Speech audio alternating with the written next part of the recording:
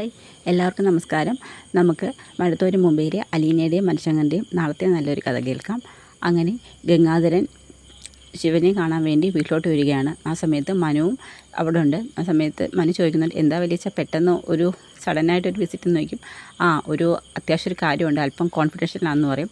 ശിവൻ എവിടെ? അത് ഹരിയുടെ ജാമ്യാപേക്ഷയെ ബന്ധപ്പെട്ട് വക്കീലിനെ കാണാൻ പോയിരിക്കുക എന്ന് പറയും. അങ്ങനെ അവർ തമ്മിൽ സംസാരിക്കുന്നുണ്ട്. ആ സമയത്താണ് ശിവൻ അങ്ങോട്ട് വരുന്നത്.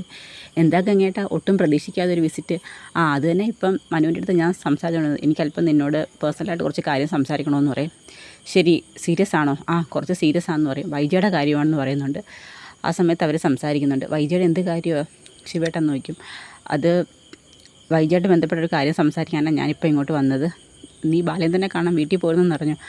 എനിക്ക് ബാലേന്ദ്രനെ ഒന്ന് കാണുമായിരുന്നു. അങ്ങനെ ഞാൻ വീട്ടിൽ പോയിരുന്നു. ആ സമയത്താണ് അറിഞ്ഞത് ബാലേന്ദ്രൻ അവിടെ ഇല്ല. ബാലേന്ദ്രൻ ഗോവർദ്ധനുമായിട്ടൊരു ദൂരയാത്ര പോയിരിക്കുകയാണ്. വീട്ടിൽ ചെന്നപ്പോൾ അവിടെ കുട്ടികളും ഇല്ല. അവർ അലീനയായിട്ട് എറണാകുളത്തോട്ട് ട്രിപ്പ് പോയിരിക്കുന്നു. എറണാകുളത്തോട്ടോ? അതെ, അലീനയുടെ കൂടെ ത്യാഗഭവനത്തിലുണ്ടായിരുന്നൊരു കുട്ടിയുണ്ട്, രേവതി. അപ്പോൾ അവളുടെ വീട്ടിലോട്ട് എറണാകുളത്തോട്ട് പോയിരിക്കുകയെന്ന് പറഞ്ഞു. അങ്ങനെ ബാലേന്ദ്രൻ എങ്ങോട്ടാണ് പോയെന്നുള്ള കാര്യം പറഞ്ഞായിരുന്നു? ഇല്ല, ഗോവർദ്ധനുമായിട്ട് ഞാൻ കരുതി എന്തെങ്കിലും ബിസിനസ് സംബന്ധമായ യാത്രയായിരിക്കുമെന്ന് കരുതി. എങ്കിൽ അല്ല, അവൻ വന്നത് കൊണൂർക്ക് എന്നെ കാണാനാണ് വന്നതെന്ന് പറയും. ഗംഗേട്ടനെ കാണാനോ? അതെന്താ പെട്ടെന്ന് ഗംഗേട്ടനെ കാണാനൊരു വരവ്? അത് അവനിപ്പം സ്റ്റാൻലിയെക്കുറിച്ച് അറിയണമെന്ന് പറയും. സ്റ്റാൻലിയെക്കുറിച്ചോ? അതെ, സ്റ്റാൻലിയെക്കുറിച്ച് അറിയാൻ വേണ്ടി, സ്റ്റാൻലിയുടെ അഡ്രസ്സ് മേടിക്കാൻ വേണ്ടി അവൻ എന്നെ കാണാൻ വന്നത്. അവനൊരു ഹോട്ടലിൽ റൂം എടുത്തതിന് ശേഷം എന്നെ അങ്ങോട്ട് വിളിപ്പിക്കുമായിരുന്നു. ഗംഗേട്ടൻ എന്തിനാ അങ്ങോട്ട് പോയത്? പിന്നെ പോവാതിരിക്കാൻ പറ്റുമോ ശിവ? കാരണം അവൻ ഫോൺ ചെയ്തതിന് ശേഷം എൻ്റെ അടുത്ത് അങ്ങോട്ട് വരണം. ആ അഡ്രസ്സും അയാളെക്കുറിച്ചുള്ള വിവരവും തന്നില്ലെന്നുണ്ടെങ്കിൽ നേരെ വൈജയുടെ തന്നെ എല്ലാ കാര്യവും ചോദിക്കുമെന്ന് അവൻ പറഞ്ഞതെന്ന് പറയും. എന്നിട്ട് ഗംഗേട്ടൻ എന്ത് ചെയ്തു? ഞാൻ അവൻ്റെ അഡ്രസ്സ് കൊടുത്തു. അവൻ കൊട്ടാരം മുറ്റത്തുള്ള വീട്ട് അഡ്രസ്സും കാര്യങ്ങളൊക്കെ ഞാൻ കൊടുത്തായിരുന്നു പറയും. ഇപ്പം എന്ത് ചെയ്യും ഗംഗേട്ടാന്ന് പറയും. എനിക്കൊന്നും അറിയത്തില്ല ശിവ. അവൻ ഇപ്പം കണക്ക് കൂട്ടിയിരിക്കുന്നത്, അവിടുന്ന് അലീന ആ വീട്ടിൽ നിന്ന് പോകുന്നുണ്ട്. അവളെ പറഞ്ഞയക്കാൻ ബാലേന്ദ്രന് ഒട്ടും മനസ്സില്ല. അതുകൊണ്ട് തന്നെ അലീനെ സുരക്ഷിതമായ എവിടെയെങ്കിലും ഏൽപ്പിക്കണമെന്നാണ്. അതിനാണ് അവൻ സ്റ്റാൻലിയെ അന്വേഷിക്കുന്നത്. സ്റ്റാൻലി ആണല്ലോ അവളുടെ അച്ഛൻ. അതുകൊണ്ട് സ്റ്റാൻലിയെ തന്നെ ഏൽപ്പിക്കണമെന്നാണ്. സ്റ്റാൻലിയെ അവൻ കാണാനുള്ള അവസരം ഉണ്ടായിക്കഴിഞ്ഞാൽ പിന്നെ നമ്മൾ ഇത്രയും നാൾ മൂടി വെച്ച എല്ലാ രഹസ്യവും അവൻ കുഴിമാന്തി പുറത്തെടുക്കും. അലീന സ്റ്റാൻലിയുടെ അടുത്ത് എത്തിക്കഴിഞ്ഞാൽ അലീനയുടെ ജന്മരഹസ്യം തേടി അവൻ പോവും. അവൻ വൈജയെ അന്വേഷിച്ച് കണ്ടുപിടിക്കും. നമ്മൾ മറച്ചു വെച്ച സത്യങ്ങളെല്ലാം വൈജി അറിയും. പിന്നെ നമ്മൾ ജീവിച്ചതിൻ്റെ കാര്യമില്ല. നമ്മൾ എന്ത് ചെയ്യും ഗംഗേട്ടാന്ന് നോക്കും. എന്തെങ്കിലും ചെയ്യാനുണ്ടെന്നുണ്ടെങ്കിൽ എത്രയും പെട്ടെന്ന് തന്നെ ചെയ്യണം. സ്റ്റാൻലിയെ ഒരു കാരണവശാലും ബാലേന്ദ്രൻ കാണാനുള്ള സാഹചര്യം ഉണ്ടാവരുതെന്ന് പറയും. ഒന്നുകിൽ നമ്മൾ യുദ്ധം ചെയ്യണം, അല്ലെന്നുണ്ടെങ്കിൽ ആയുധം വെച്ച് കീഴടങ്ങണം. എന്താ വേണ്ടതെന്ന് ആലോചിച്ച് തന്നെ തീരുമാനിച്ച് പറ്റത്തുള്ളൂ എന്ന് പറയും. ഇപ്പോൾ ഗംഗേട്ടൻ ഞാൻ എന്ത് ചെയ്യണമെന്നാണ് പറയുന്നത്? എൻ്റെ മനസ്സിലിപ്പം ഒരു കാര്യമേ ഉള്ളൂ, വൈജയുടെ ജീവിതം തകരരുത്. അതിനുവേണ്ടി നമുക്ക് ചെയ്യാൻ പറ്റിയ ഏറ്റവും നല്ല മാർഗ്ഗമെന്ന് പറയുന്നത് തന്നെ വൈജയെ എത്രയും പെട്ടെന്ന് കടപ്പാട്ടൂർ തിരിച്ചേൽപ്പിക്കുക, അതുപോലെ അലീനെ അവിടെ നിർത്തിക്കുക. ഇത് രണ്ടും ചെയ്ത് കഴിഞ്ഞാൽ തന്നെ ബാലേന്ദ്രൻ പകുതി ഒന്ന് അടങ്ങും. അല്ലെന്നുണ്ടെങ്കിൽ ബാലേന്ദ്രൻ സ്റ്റാൻലിയെ കാണും. അത് നമുക്കും ദോഷമാണ്, വൈജയ്ക്കും ദോഷമായിട്ട് വരും. പിന്നെ അവൾ ജീവിച്ചതിൻ്റെ കാര്യമില്ല, നാട്ടുകാരുടെ മുഖത്ത് അവൾ എങ്ങനെ നോക്കും എന്നൊക്കെ ഗംഗാധരൻ ശിവശങ്കരനോട് പറയുന്നുണ്ട്. എന്തായാലും ഗംഗേട്ടനും കൂടി വാ, ഞാൻ സംസാരിച്ച് മടുത്തു. ഒരുപാട് തവണ ഞാൻ അവളോട് സംസാരിച്ച് നോക്കി. ഗംഗേട്ടനും കൂടി വന്നാൽ നമുക്കൊന്ന് സംസാരിച്ച് നോക്കാമെന്ന് പറയും. എങ്കിൽ നീ വരാൻ പറയും. അങ്ങനെ അവർ രണ്ടുപേരും കൂടി നമ്മുടെ വൈജയന്തിയുടെ അടുത്ത് സംസാരിക്കുകയാണ്. വൈജയന്തിയെ കാണുമ്പോൾ ഗംഗാധരൻ പറയും, എങ്ങനെയുണ്ട് വൈജയന്തി നിനക്കിപ്പം? വലിയ കുഴപ്പമില്ല ശിവേട്ടാന്ന് പറയുന്നുണ്ട്. ആ സമയത്ത് ഗംഗാധരൻ ചോദിക്കും, അല്ല എന്താ വൈജയൻ നിൻ്റെ ഉദ്ദേശം? നീ ഇവിടെ തന്നെ സ്ഥിരതാമസമാക്കാനാണോ?